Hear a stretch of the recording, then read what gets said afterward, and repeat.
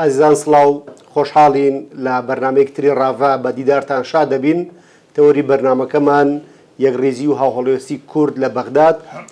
ئەم تەوەرە گفتوگۆکەین بە میوانداری زۆر بەڕێز کاک سەلاحەدین کوردستانی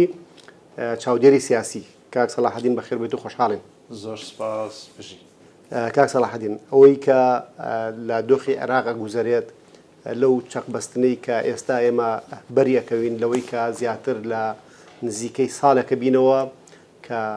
ئەنجامی هەڵبژاردن ئەنجام درراوە دەرەنجامەکەی ڕاگەنراوە، بەڵام هێزوو لایەنە سیاسیەکان تووشی جۆرێک لە کردبوونێکی قوڵ دابڕانێکی قوڵ بوون بە تایبەتی لە نێو ماڵی شیعی. پێمان خۆشە تەوەری ئەم جارەی گفتوگۆکەمان زیاتر لە ڕەهەندی کوردیەوە لە ماڵی کوردیەوە قسە لەسەر دۆخی عێراق بکەین و سیاسەتی کوردی سەبارەت بە دۆخی عێراق چۆن هەڵەسەنجێنی لەوەی کە بەتایبەت لە ماوەی ئەم ساڵەیە زۆر جار کورد تاوانبارەکرێ بۆی کە کورد هۆکاری شەقبوونی ماڵی شیعیە یان ڕەنگە هەندێک جار هێز و لایەن سیاسی هەبن کە کورد بە کەمتەرخەم یا بە نایەگرتوو یان بە جۆر لە جۆرەکان هەوڵ بن کە ئەوەی کە لە ناوەڕاست و باشوورە گوزەرێ کوردیشی تیا هاوبەش بکەن. خوێندنەوەی تۆ لەم بارەیەوە چییە؟ زۆر سپاس بۆ ئەو دەرفەتە. لە ڕاستیدا ئێمە گەر بە مێژووی عێراقدا بچینەوە قوڵ ببینەوە بە مێژووی عێراقا سەیری مێژووی پەرەسەندنی عێراق لانیکەم ئەگەر نەگەڕێنەوە بۆ مێژووی پێش دروستبوونی نیشن ستەیتی ناقسی عێراقی کە لە 1920ەوە دەست پێ دەکات، دوای ئەوە حسابکەین کاتێک کە بە ململانەی سیاسی لە نێو مێژووی سیاسی عێراقا ئاچیتەوە، لەبەرەوە دەوڵەتەکە دەوڵەتێکی تەبیعی نییە، بەرەنجامی ویست و ئیرادەی تاکەکانی کۆمەلگای عێراقی بە کوردیشەوە نییە، بەڵکو بەرەنجامی ویستی کۆلۆنیالیزمی دووری ئەو سەردەمەیە لایەن بریتانیاوە دەوڵەتێک بە ناوی عێراق دروست ئەکرێ کە ئەم دەوڵەتە بنیادێکی سروشتی نییە و ڕێڕەوی تەبیعی نییە، مەساڵح و بەرژەوەندی ئەوان بۆ دابینکردنی وزەی پیشەسازی خۆیان عێراقی بنیاد ناوە، نەک لەسەر ئەساسی واقعیەتی کۆمەڵایەتی و سیاسی و جغرافیایی. کاتێک سەیری ئەم مێژووە ئەکەی دەبینی هیچ حکوومەتێکی عێراقی کاتێک کە دەوڵەتە نەخۆشەکە دروست ئەکرێ، هیچ حکوومەتێکی عێراقی بە شێوەیەکی تەبیعی پرۆسەی حکوومەت و دەسەڵاتدارەتی خۆی چ لە سەردەمی مەلیکیدا مەلیکی یەکەم چ لە مەلیکی دووەم چ لە سەردەمی قاسم و دواتر لە عەبدوڕەحمان عارف و ئەوانەوە تا ئەگاتە بەعسیەکان و دەرەنجام ڕوخانی بەعس. کاتە سەیری ئەم پرۆسەیەکەی لە تەکاملی سیاسی یا لە پەرەسەندنی سیاسی عێراق ئەبینی ئەم وڵاتە وڵاتێکی ناتەبیعی پڕ لە تونند و تیژی کوشتار زەبر و زەنگ و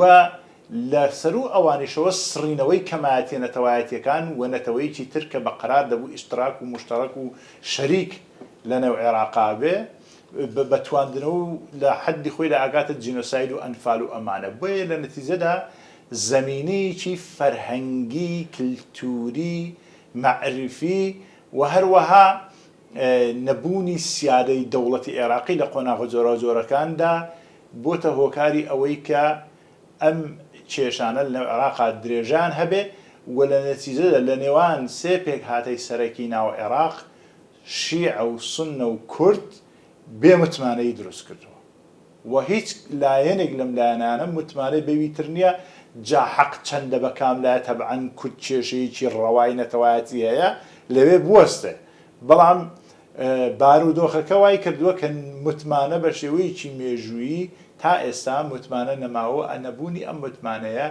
بەشێکی لەسەر عێراقی لەسەر بنیادی ترس لە یەکتر بنیان ناوەتەوە. ئەم نەبوونی متمانەیە وای کردووە ئەم وڵاتە لە ڕابردووداوە تا دەگاتە ئێستا بەم شێوەیە بەردەوام بەوە. نەتیجەکەی چییە؟ نەتیجەکەی وەیە دەبینین کە هەموو ڕۆژێک شەڕە کات و ساتی بێکێشەی نییە.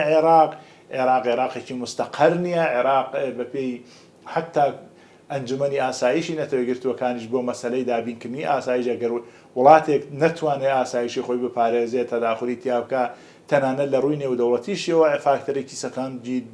نییە. عێراق لە ڕووی ناوچەیەوە فاکتەرێکی سەقامگیر نییە عێراق و ئەم عێراقێکی تەبیعی نییە. بۆیە ناکرێ ئەمە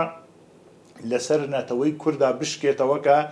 هۆکاری دروستکردنی کێشەیە لە بینی عربی عێراقی بە شیعە و سوننە و یالانە شیعەکانی عێراقی ئەمە زەمینێکی تاریخی دوور و درێژ واڕەوە تەداخلاتی ناوچەیی و نێودەوڵەتیە کە ئەوەی کردووە لە ئێرادەی کورد بەدەرەکە بتوانێت بێتە هۆکاری کێشە و گیر و گرفت دروستکردن لە نێوان لایەنە شیعەکان چون هەم لەباری جەمعیەتیەوە کورد لەو حەدەدانیە هەم لەباری هێزی مەیدانیەوە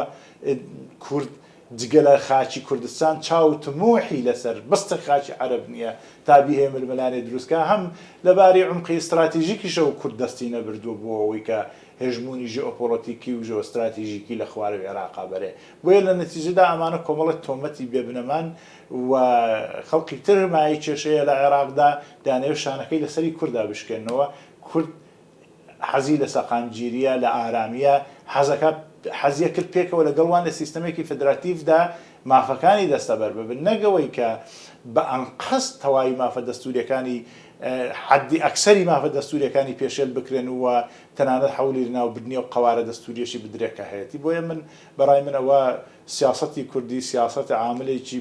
بە هەموو ناکۆچی و ململانە ناوخۆیەکانی خۆیەوە کە هەیەی حەدی ئەقل لانیکەم بە ڕووی دەرەوەی هەموو دەوروبەری خۆیدا سیاسەتێکی ئاشتی خوازانەیە نەک شەرخوازانە و تێک دەرانە. کاک سەلاح ئەوەی کە ئەبیندرێ و کە دۆخی عێراق لەو پرسەی و ناسەقامگیریە گوزەرێ زۆر جار هەوڵێکەیە جوهدێکەیە یا سیاسەتێکەیە لە ناوەڕاست و باشوور هەوڵ بدات ئەو سەقامگیریەی لە هەرێمی کوردستان هەیە بیبەستێتەوە بەخۆیەوە یان زۆر جار ڕەنگە هەوڵ هەبێت بۆەوەی کە هەرێمی کوردستانیش لە ڕووی سەقامگیری و ئاسایش و دڵنیاییەوە لە بەغداد بچێت لە ناوچەکانی دیکەی عێراق بچێت ینی خوێنەوەی تۆ چییە بۆی کە جوهدێکی گەورە هەیە لەوەی کە عێراق لە شوێنەوەی کە چاو لە ئەزمۆنی پێشکەوتوو و جۆرێک لە دڵنیایی و سەقامگیری و ئاسایش لە هەرێمی کوردستان بکە زۆرجار ئەو ئەستەنگانەی لە بەغداد دروستەکرێن هەوڵە جوهدە بۆ ئەوەی کە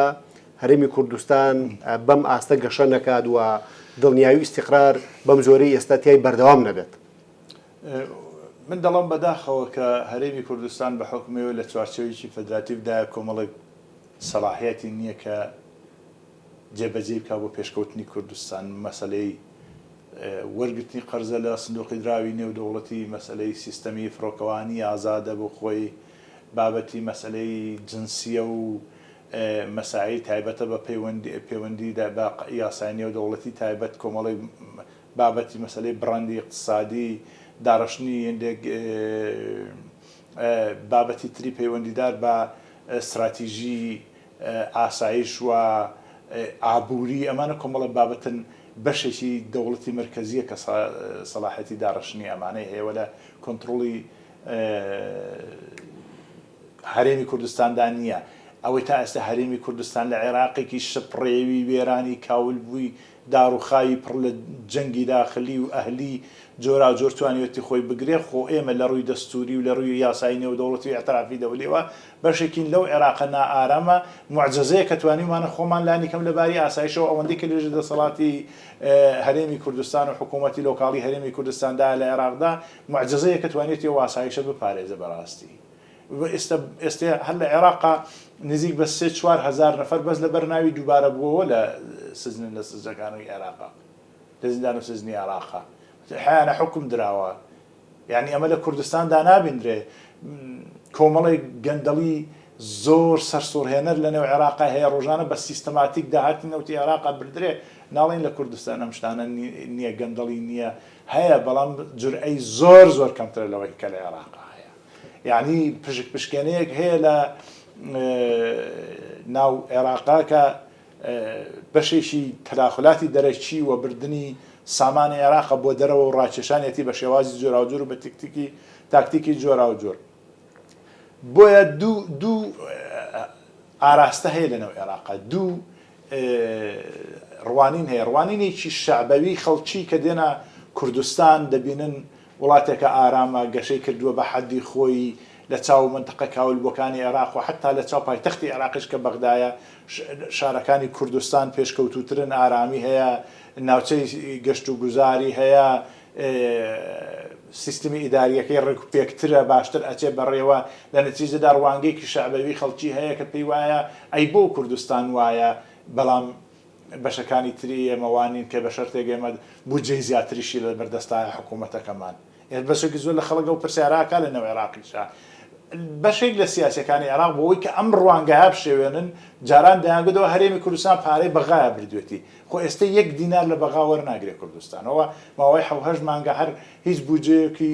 شتێک نهاتوە لە عێراق و نازانم کۆمەڵە مەسائلی دەرمانی وەکوین ئەگەر هاتبێت چۆنچۆنایی هاتووە بەڵام وەکو بودجە و تەمویلاتی حکوومەتی هەرێمی کوردستان هیچ نهاتووە چەند مانگە هەر نهاتوو کوردستان خۆی ئیدارە کردووە دەبینین ڕۆژ بە ڕۆژ لە بەردەم پێشکەوتنداوە پرۆژانەش زیاتر گەشە دەکەن نەتیجەتەن لەرەوە خەڵکە پرسیاریەوەکە ئەوە بۆ ئەوان دەتوانن بەو بودجە مەحدودەی خۆیان ئەوە بکەن بەڵام عێراقی مانگی 120 میلیارد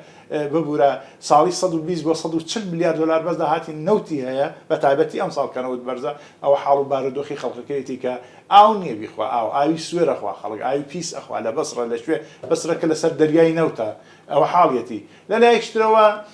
ئەو دەسەڵات بەدەستە سیاسیانەی کە قۆڕغی و مۆنۆپۆلی سەرجەم دەستگا و بواری ئەمنی ئابووری و سیستەمی عێراقییان کردو هێژمونیان هەیە بەسەریدا ئەمانە کە خوان بەهۆی ململانەی ناتەندروستەوە ناتوانن وڵاتەکە بەرەو پێش ببەن ناچارن بێن دژایەتی هەرێمی کوردستانکە بۆی شعبی عێراقی خەڵقی خواروی عێراق و ناوەڕاستی عێراق نەڵەن ئەی بۆ هەرێمی کوردستان وایە بوو ناوچەکانی ئێمەوانیە دێن چێژەوە کوردستان دروست دەکەن و بە جۆرە لە جۆرەکان شۆڤێنیەتی فەرهەنگە فاشیزمی و شۆڤێنیە کە لە ڕابردووە هەبووە لەنەوە عێراقا دژی کورد دانەوێت زیندوی بکەنەوەیان دەگزار هەست و ئێحساساتی خەڵک ختوکایەن لە دژی کوردستان کە لەوایە سەرکەوتوو نەبوون بە خۆشیەوە وە زۆر بابەت و ڕەهەندی تر دەگرنە بەروەتەنانە خنکاندنی ئابووری کوردستان لە ماوەی لە 2013 تاوەکو ئەم دەقەیەکە بەردەوامە کە بە خۆشیەوە تێیدا سەرکەوتوو نەبوون هەموو لەو ڕەهەندەوە دەکە دەسەڵات بە دەستە گەندەڵەکانی عێراق ئەیانەوێت کوردستانیش وەکو عێراقی لێبێت بۆی کە ئەوان بەردەوام بن لە گەندەڵەکەی خۆیان ئەو چاوە برسیە بێمانایی کە بۆ کۆکردنەوەی سەروەت و سامان هەیەە بەردەوام هەر دەستیان تێدا بێ دەستی دەرەچیش لە پشتی ئەمە هەیە دەوڵەتی هەن لە پشتی ئەمە هەن ئەمانەش وەکو کارتێل و مافیا کەوتونەتە ناو ئابووری عێراقەوە نەتیجەکەی دەبینین ئەوەیە کە لەناو عێراقێکی دەوڵەمەندی ئاوایە ئەوە حاڵوبار و گوزەرانی خەڵقە بەڵام کوردستان ئێمە ناڵێن بێ کەم و کورتیە کەم و کورتی زۆرە ڕەنگە کەم و کورتی معنەویمان زیاتر بێت تا کەم و کورتی مادی پرۆسەی پەروەردەکردن و پێگەاندنی هاوڵاتی وشیاری سیاسی کە لەو بارەوە ڕەنگە لە باری مادی و مەسایلی خەدەماتی زیاتر کەم و کورتیە بێت تاوەکەوە بەڵام بەو حاڵەش کوردستان وڵاتیشی ئارامە تۆ ئەگەر ملیارد دلار سەروەتت بێ ئەگەر شەو لە ماڵەکەی خۆت بە ئیسراحەت سەرت نەکردە سەرسەرین ئەوە هیچ ئاسوودەی و بەختەوەریەک تۆ شت نابێ ئێستا لە بەغداد تۆ تا بەیانی نازانی تێرا دەچی دەمێنی دەکوژەی شەڕ دەبێ چییە بەڵام بەخۆشی و لە کوردستان بارودۆخەکەی زۆرێکی ترە کاک سەلاحەدین هەر سەبارەت بەوەی کە قەزەی کوردی لە بەغداد لەو ماوەی ڕابردوو ئەگە بۆ نمونە لە سەرەتای پرۆسەی دوای هەڵبژاردننی عێراقا یەکێتی و پارتی تا ڕادێک لە یەکتری دوور بوون وەکو دوو هێزی سەرەکی لە هەرێمی کوردستان بەڵام لە یەک دوو مانگی ڕابردووە هاتنی وەفدەکان یەکتر بینین لەسەر ئاسی قیادەی ئەحزاب جۆرێک لە هەماهەنگی و تێگەیشتن هەیە خوێندنەوە چییە لەوەی کە یەک گرتووی و یەک ریزی کورد بۆ خۆی بە تایبەتیش پارتی و یەکێتی لە بەغداد چەند زەمانەتیەوە کات کە ئەو خواستەی کە لە بەغداوە هەیە بۆ پراوێزخستنی کورد بۆ جێبەجێنەکردنی مافە دەستوریەکانی و زۆر جار بۆ هەناردەکردنی ئەو قەیران و کێشانێکە لە بەغداد هەیە بۆ هەولێر ئەو یەک ریزیە ئەو هەماهەنگیە ئەو یەک لە یەکتر نزیکبوونەوەی یەکێتی و پارتی تا چەند دەسەبەری ئەوە کات کە قەزەی کوردی لە بەغداد باشتر بچێتە پێشەوە یەکێتی کورد ئەمە بابەتێکە کە زۆر مەوزوعە بۆ ئێمە بەڕاستی هەمیشە و ڕەنگە گەورەترین کارەساتەکانیش کە لە تاریخی ئێمەدا ڕوویدا بێ بەهۆی نایەکگرتوویەوە بوو بێ یا بەهۆی خیانەتی بەشێک لە ئەو کەسانەی کە لە بۆڵد بوون لە ململانەی سیاسیدا لە ڕابردوودا هەمیشە لەو مەسەلەی نایەکریزیەوە دروست بووە دووسێ ئەزمموی زۆر نزیک هەن کە هەمومان بە بیرمان دێن ئەوانی کە بەرحاڵ گەنجیشن تەنانە خۆ بە بیریان دێ ئەوە نییە کە ئەوەندە دەمەی بێ بەرحاڵ خۆ ئەبینی کە کاتێک بەرەی کوردستانی دروزە بێ دواتر ڕاپەڕینی لە یەکەوێتەوانێ و بۆ یەکەم جار لە مێژووی بزوتنەوەی ڕزگاری خوازی کووردا چیانێکی نەتەوەی دروست دەبێت لە قۆناغێکدا پەرلەمانی دەبێت کەەوە لە مێژووی کووردا پێشتر نەبوو ئەمە کۆماری کوردستانمان هەبوو کە پەرلەمانی نەبوو 11 مانگی خایەن لە 1946 بەس لێرە پەرلەمانی کوردستان دروست دەبێت ئەمە لە نەتیجەی چی بوو یەکێتی هێزە سیاسیەکانی کوردستان کە بوو بەهۆی ئەوەی عێراق کە شەڕی بوو لەگەڵ کۆیەتا و نەتیجە خەلەئی هێز و بۆشایی هێز دروست بوو و ئەحزابی سیاسی بە یەکێتی وێگرتووی هەلەکان قۆستەوە نەتیجەکەی هێڵی 36 دەکەوتەوە دوای کۆڕەوە مەزنەکە. ئەمە یەکێتی کورد دروستی کرد. دوای شەڕی ناوخۆ کە لە بینی یەکێتی و پارتیا ڕوویدا خۆتان نەزانین ناچینە سەر ئەوەی کە ئەمە چه چەندێک خەتا هەبوو هۆکارەکان چی بوونەوەە بەحسێکی ترن. بەڵام دوای شەڕی ناوخۆ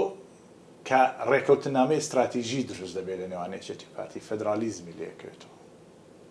دروستبوونی یەکەی دەستوری بۆ یەکەم جار لەسەر ئەرزی واقع بە شێوەیەکی پتە لە دەستوری عێراقا و یەکەم جار لە مێژووی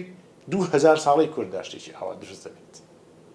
من نشینمان هەون بەڵام ئەم من نشینانە لە ڕابردووە ڕەنگە دەسەڵاتیشیان لە ئێستای هەرێمی کوردستان کەمتر نەبوو بێ لە ڕووی مەسەلەی سەروەری ئەوانە، بەڵام هیچیان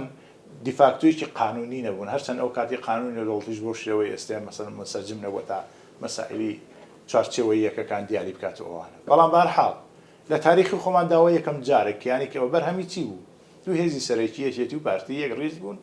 ڕێکەوتنامە استراتیژی بوو کە زۆر کەس هەبوون لەم شارە لە شوێنی تر لە دژی ئەم ڕێکەوتنامەیە قسەیان دەکرد کە معلوم بوو باش ئەم ڕێکەوتنامە بەڕاستی زەرەر بوو بۆ کوریا قازانج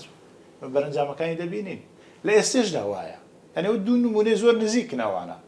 لە ئێستێشدا ئەگەر یەکێتی ڕێزەکانی کورد هەبێ دەوڵەتی عێراقە بەلایەنە سیاسیەکانیشەوە لەو ئاستە لە هێزدانین بتوان ڕوبەڕووی باشووری کوردستان ببنەوە. گەر یەک ڕیز بین بەیەکەوە ئەوان لەو ئاستە لە هێزی هەم مەیدانی هەم سیاسی هەم چوارچێوەی ئیداری و سیستەمی کارجێڕی دانین کە بتوانێن ڕوبەڕووی کوردستان ببنەوە. چون کوردستان لانی کەم بە 30 ساڵ لە پێشەوان، هەر لانی کەم ئێستا بە 30 ساڵ لە پێش عێراقەوەی لەواری سیستەمی کارجێڕی و ئیداری و کاروباری خۆجێیی بە هەموو ئەو کەم و کورتیانەی کە هەیە. هەزاران کەم و کورتیمان هەیە لە چاو ئەوەی تۆ کە وڵاتێکی خۆشگوزەران و دەوڵەتی خۆشگوزەرانی حکوومەتی خۆشگوزەرانی هەبێت زۆرمان ماوە. بەڵام لانی کەم هەر ئێستا 20 ساڵ لە پێش عێراقەوەین، عێراقێک کە نزیک 1 تریلیۆن دلار لەو چەند ساڵە بەزیادەوە داهاتی هەبووە کە کوردستان ناگاتە 10% ئەو ئیمکاناتە مادیە کە لە بەردەستیان بووە و هەروەها ئەو قدرەتی دیبلۆماسی کە دەوڵەتێک دەتوانێت وەکو مانۆری دەوڵەتی لە دنیا بۆ پەیوەندیەکان و ڕاکێشانی سەرمایە دەرەکیەکان هەبوو بێ. کوردستان بەشێک بۆ لەوی کە هیچ بۆ کوردستان هیچیان نەکردووە، ئەوان بۆ مەنتەقەکانی خۆشیان هیچیان نەکردووە کە بەشەرتێ دەرفەتیشیانە بووە. مەبەست چێ لێرەدا مەبەستمان ئەوەیە بەڵێ لە یەکێتی وەگریزی کورد هەموو شتێک دەستەبەر دەبێت. یعنی ئەمە شتێکی بڵین فۆرمۆلێکی زۆر قورسی فیزیای کوانتۆم نییە بتوانێت حلکردنی زۆر عەجیب بێت و زۆر ئەوە بێ. یەکێتی ڕێزەکانی کورد واتە دابەزین لە خواستە گروپیەکان، هەڵکشاندنی خواستەنەتەوەی و نیشتمانیەکان، تەنازولکردن لە پێناو مەساڵحی گشتی نەتەوەی کورد دەبێتە گەورەی نابێتە بچووکبوونەوە. و لایەنە سیاسیەکانی کوردستان دەبێت هەموو ئەوانەی کە ئێستا لەگەڵ تەنانەت حکوومەتی هەرێمیش کە بەشی ئاعزەمی بە پارتیە کێشەیانەیە ئۆپۆزیسیۆن یا هەر شتێکن کە دێتە سەر پرسی نیشتمانی و پرۆسەی نیشتمانی هەمووان لێ بەرپرسیارن، بە تەنیا دەسەڵاتی سیاسی لێ بەرپرسیار نییە. یەک تاکی کۆمەڵگا لێ بەرپرسیارە هەتا دەگاتە حزبە سیاسیەکان و کۆی حکوومەتی کوردستان. کاک سەلاحەدین دەست خۆش بێ سەبارەت بەو دۆخی کە لە عێراقە گوزەرەیە زۆر جار کە ئەو جەنابەت باسیەکەی یەک ڕێزی نێوماڵی کورد زامنەی دەسەبەرکردنی مافەکانی کووردە، بەڵام لە بەغداوە هەمیشە کار بۆ واکرێت کە نێوماڵی کورد پەرتەوازە بێت وە کورد بە ئیتیجاهی جیاواز لە بەغداد حوزوریان هەبێ و مەرامەکەش زۆر وازەحە بە تایبەتیش لە پرسی خاک و سەروەریە. یعنی ئەوەی کە ئێمە لە دوای 2023ەوە کەوا بڕیار بۆ عێراقی دیموکرات و عێراقی فیدراڵ و عێراقی پەرلەمانی بێت و تەواوی پێکاتەکانی عێراق لە بەڕێوەبردنی عێراقا مشارک بن و مافەکانیان پارێزراو بێ. ئێمە زانین کە لە ماوەی ئەو 17 ساڵەیە لە عێراق کورد هێشتا وەکو پێکاتێکی سەرەکی مامەڵە ناکرێت و پرسی مادەی 140 کە پرسێکی گرنگ و حیاتیە بۆ قەزیی کوردی تا ئێستا جێبەجێ نەکراوە. ینی خوێنەوەی تۆچیە لەوەی کە کورد لەم قۆناغەیە کە دۆخی عێراق بەم بنبەستە گەیشتووە لە بەغدا جارێکی تر بتوانێت داکۆچی لەوە بکات کە مافە دەستوریەکانی جێبەجێکردنی مادەی 140 خوێندنەوەی هێزی پێشمەرگە وەکو بەشێک لە مەنزومەی دیفاعی عێراقی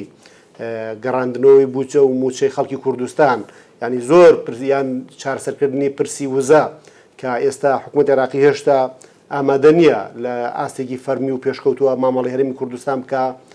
لە ڕوانگەی بابەتی نەوت و وزە و سامانە سروشتەکانەوە خوێندنەوە چی بووی کە کورد بتوانێت لەم قۆناغەیە داکۆکی کارێکی باشتر بێت و ئەم وێزگەی کە لە بەردەمانایە وێزگەی ئەوە بێت کە کورد بتوانێت ئەو مادە ئەو بڕگانە ئەو مافۆ ئێستحقاقی کە چاوەڕوانی بۆ لە ڕابردوو لەم وێزگایە بتوانێت بەدەستی بێنە. بەڵێ لە ڕاستیدا ئێمە بێ سەری فۆرمی دەوڵەتی عێراقی بکەین کە زین لە ڕووی پێکهاتەیەوە دەوڵەتێکی مەڕەکەبی فێدراڵە، دەوڵەتێکی سادە نیە، دەوڵەتێکە مەڕەکەب وە فێدراڵ، بەڵام ئایا فێدرالیزم تێدا جێبەجێ کراوە؟ نەخێر. دموکراسی لە عێراقا لەسەر بنیادی ترس باسی لێ دەکرێت، دموکراسی ترس نەک دموکراسی حەقیقی. خۆی دموکراسی کلتورە، فەرهەنگە، یەکتە تەحەملکردن و سڕینەوە و نەهێشتنی ئەو گرێ تەعەسسوبیانەی مەسائیلی قەومی و زۆر بابەتی تر کە ئەگە بتەوێت لە وڵاتێکی فرەنەتەوەی فێدراڵدا بژی دەبێ ئەوانە نەهێشترێن. بەڵام بەڕاستی پێم وایە کە هەمیشە سروشتی سیستەمە فێدراڵەکان وایە دەوڵەتە مەرکەزیەکان دانەوێت زۆرترین هێژمونیان هەبێ بەسەر ناوچە فێدراڵەکاندا. ئەمە لەگەڵەوەدا کە مەجلیسێک هەیە بە ناوی مەجلیسی فێدراڵی ئەمەی عێراقیشدا ئەمە هەردانە مەزراوە کە بابەتێکی دەستوریە تا ئێستا بۆچی ناڵن ئەوە جێبەجێ بۆ ناڵندا بمەزرێ. ئەمە یەک. دوو، فەدرالیزم ئێمە خواستێکی زۆر گەورەمان هەیە وەکو کورد، ئەویش حەقی ڕەوای خۆمان وەکو هەر میلەتێک ڕزگاری و هەستکردنەوە بە بەختەوەری کورد لە کیانێکی خۆجێیی نەتەوەیی نیشتمانیدا. بەڵام بەداخەوە ئەواڵێم فەدرالیزم ویستە ڕەواکانی نەتەوەی کورد تێر ناکات. یەکەم ئەوە لە بەرەوەی دموکراسی بوونی نییە، دوو هەم شۆڤێنیەت و خۆسەپاندن هەیە، سێهەم لە پرسی نەتەوەدا بابەتی کەمایەتی و زۆرایەتی لە سیستەمی پەرلەمانیدا کە هاتە ئاراوە گەورەترین کارەساتە. حتا نەتەوەی گرتوەکان بۆ خۆی ئەوەی قبوڵ نەکردووە لە نێو خودی خۆیدا. بۆ وڵاتێکی وەکو کوێت 1 ملیۆن کەسە 1.5 ملیۆن کەسە بیزە بچەندەی جەمعێتە یەک دەنگی هەیە لە کاتی دەنگدانی مەجمەعی گشتی نەتەوەی گرتوەکان ئەمریکا یەک دەنگی هەیە. هەرچەندە هێندێک جار بە ڕێژەی ئەو یارمەتیدانانە ڕەنگە هینەکەی زیاد بکە ئەو یارمەتیدانە ئابووریانەی کە دەدرێ بە ڕێکخراوی نەتەوەی گرتوەکان و ساپۆرتی دەکرێت زیاد و کەمەکە هێندێک جار کە 1.9 چەندە سەرسەیە یارمەتیەکان نابێت زیاتر بێ هەر دەوڵەتێک بۆ مەجمەع بۆی کە نێخاتە ژێر کۆنتڕۆڵی خۆیەوە بەو ڕوانگەیە ئەڵبەت بیرێکنەوە بابەتێکی ترە. مەبەستم چییە؟ وڵاتێکی 10 ملیۆنی لەگەڵ وڵاتێکی وەکو چین کە ملیاردێک و 600 ملیۆنە چەند هەیە ئێستاکە بیزەبت آخر ئامار چییە؟ یا هندستانێک بەم هەموو جەمعێتەوە یا ئەمریکا یا رووسیا مەسەلەن دەنگێکیان هەیە لە مەجەر زۆرینە و کەمینە لە پرسی نەتەوە و جیاوازیە نەتەوایەتەکاندا بووینە. نەتەوە شەخسیەتە بۆ خۆی، کەسایەتیە. دەی لە سیستەمێکی فێدرالیدا لەو بڕیارانەی کە لە مەجلیسی دەوڵەتی فێدرالی حکوومەتی فێدرالیە بەڕێوە دەچن پرسی زۆرینە و کەمینە لە عێراقا بەکاردێ کە ئەمە ئیتر یانی چی؟ کە زۆرینە بوو معلومەکەی تا عەرەبوش بەتایبەتی شیعە زۆرینن. لێرەدا نە کەسایەتی نەتەوەی کورد وە کەسایەتێکی معنەوی و حەقیقی وە حقوقیش تەنانەت لەبەر چاو دەگیردرێ و یاساکان بە زۆرینە تێدەپەڕێن. لە سیستەمێکی وڵاتێکی فێدراڵی فرەنەتەوەیەدا پرۆسەی بە زۆرینە و کەمینەکردنی تێپەڕاندنی یاساکان تەبعەن بە زەرەدی ئەو نەتەوانەیە کە جەمعێتیان کەمترە. بۆیە ئەڵەم سیستەمی فێدرالی توانای تێرکردنی ویستەنەتەوەی و ڕەواکانی میلەتی ئێمەی نییە هەرچەند ئەگە دەستورەکەش دەستوریکی پاشیش بێ. لەبەر ئەوە ئەبێ پرۆسەی ڤیتۆ هەبێ لە عێراق، ڕێککەوتنێک هەبێت لەسەر ئەوەی بنیادی شەراکەت باسی دەکەن. بەڵام ئایا دەسەڵاتدارانی عەرەبی عێراقی تەحەملی شەراکەی کورد دەکەن لەگەڵ خۆیان؟ تەبعەن وەڵامەکەی نایە. لێرەدا بیرۆکەیەک هەمیشە بۆ ئێمەی کورد دێتە ئاراوە، ئەویژەوەیەکە ئێمە هەوڵێکماندا بۆ سەربەخۆیی کوردستان لە چوارچێوەی پرۆسەیەکە بە ناوی ڕێفراندۆم و دواتر پرۆسەی جێبەجێکردن و گەیاندنی کوردستان بەرەو سەربەخۆیی. بەداخەوە سیاسەتی نێودەوڵەتی لەبەر مەساڵحی خۆیان پشتیان لەم حەقەڕەوایی کورد کرد کە کورد سنگی کەڵدا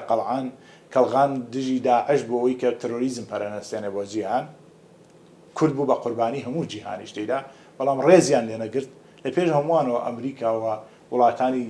گەورەی تر لەبەر مەساڵحی خۆیان و زۆر هاوکێشەی تر کە خۆیان لێکی دەدەنەوە ئەمە یەک لەلایەکی ترەوە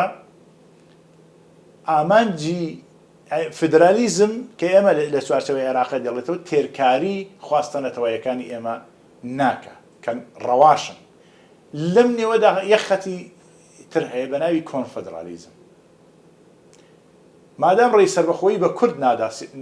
دەوڵەتانی دنیا ئەخلاقی سیاسیان لە سیاسەتی دەرەوە ئیجازەی سەربەخۆیی کورد نادەکە ئەمە ئۆردەری دادپەروەریە ئەگەر ڕێگە بدەن نەک مەساڵحی خۆیان ڕێگە نادەن حدی ئەقل ئەبێ ئەو بەرژەوەندی مەساڵحی خۆیان لەوەدا ببینەوە کوردستان لەگەڵ عێراقەکە بە شێوازی کۆنفدرالی ئیدارە بکرێ لانی کەم بۆەوەی کە کورد بتوانێت ممارسەی خۆی بکە بەڵام بە کۆمەڵێک ڕێککەوتنی تر لەسەر بنیادێکی دەستوری نوێ لە عێراقدا کە بە نەزەری من لەم قۆناغای ڕەنگە کۆنفدرالیزم زۆربەی ئەو کێشانە حەلکە لەبەرەوەی یەکە کۆنفدرالەکان شەخسیەی دەولیتیان دەبێت ئێستا یەکەی فدرالی کوردستان شەخسیەی دەولی نییە بەڵام یەکەی کۆنفدرال ئەتوانێت شەخسیەی دەولی هەبێ ئەو کاتە ئێمە ڕەنگە زۆر زنجیر کە بە دەست و قاچی کوردستانەوەیە بپچڕێن و نەمێنن لە سیستەمێکی کۆنفدرالی وە داهاتووی عێراق ڕەنگە کۆنفدرالیزم تا ئەندازەیە بتوانێت چارەسەری کۆمەڵێک گرفتی بکات ئاسۆیەکی ڕوون نابینم لە ململانی سیاسی عێراقدا تاوەکو لە بە شێوەی بنیادی سیستەمێکی کۆنفدراڵ لە عێراقا دانەمەزرێت. کاک سەلاحەدین بەرەو کۆتایی بەرنامەکە چین لێرەوە لەوەی کە ئاسۆیەکی ڕوون نابینی سەبارەت بە عێراق ضرورەتی یەکڕیزی نێوماڵی کورد ئەوەی کە چ لەسەر ئاسی تاک چ لەسەر ئاسی پارتولانە سیاسیەکان گوتارێکی هاوبەشی کوردی هەبێت خوێندنۆچیە بۆی کە ینی مادەم عێراق لە بەردەم ئاسۆیەکی لێڵە لە بەردەم ئەوەیە کە ئەگەر و بژاردە خراپەکان لە پێشی زیاتر کراوەترن وەک لە ئەگەرە باشەکان کە کورد لێرەوە چی 100 ساڵ ئەزمموی چوونە پاڵ عێراقمان هەیە حکوومەتی عێراقی دەولەی عێراقی 100 ساڵ خاچی کوردستانی لەژێر کۆنتترۆل بووە بە دزینی هەموو سەرچاوە سروشتیەکانی زیاتر لە 90 ساڵە بگرە زیاتریشە و نزیک 100 ساڵە نەوتی کوردستان دەبرێ بەشێکی بۆ کڕینی چەکوچۆڵ خەرج دەکرێت هەر ئەو چەکوچۆڵە دەدرێتەوە بەسەری میلەتی کووردا لە 1920ەوە تا 2003 و دواتریش داعشیش هاوشێوەیەکی تری هەر ئەو کللتورە بوو کە بەرهەمات بۆیە دوای قسەم ئەوەیە ئەمێمە و ئەزمونەمان لە عێراقەیە حکمی عەرەبمان بەسەر کوردەوە بینیوە ئێستا عەقلی سەلیم ئەوە بە ئێمە دەڵێ هیچ ڕێگایەک بۆ لایەنە سیاسیەکانی کوردستان و بۆ خەڵکی کوردستان بە هەموو چینی توێژەکان بە ئیسلامی بە چەپ بە کۆمۆنیست بە لیبراڵ بە ناسیۆنالیست بە هەرچی تۆ ناوی لێدەنەی بە هەر ئایدیایەکەوە کە هەیە دوجار کوردبوون و کوردستانی بوونە و لەوێدا مەساڵحی گشتی ئەمە لە کوردستانی بوونەکەدا مەطرح عەقلی سەلیم دەڵێت جگە لە یەکگرتن و هاو ئاهەنگی بۆ پرسەنەتەوەی و نیشتمانیەکان هیچ ڕێگایشی ترمان نییە. کاک سەلاحەدین کوردستانی چاودێری سیاسی سوپاس بۆ ئامادەبوونت لە ڕاڤە و سوپاس بۆ هەموو شیکردنەوەکانت. زۆر سوپاس بۆ ئێوەش بژین. دەستێ خۆش بێ. ئازیزان بەم جۆرە هاتینە کۆتایی بەرنامەی ڕاڤە تا ڕاڤەکردنێکی تر بەخواتان ئەسپێرین و خواتان لەگەڵ بێت.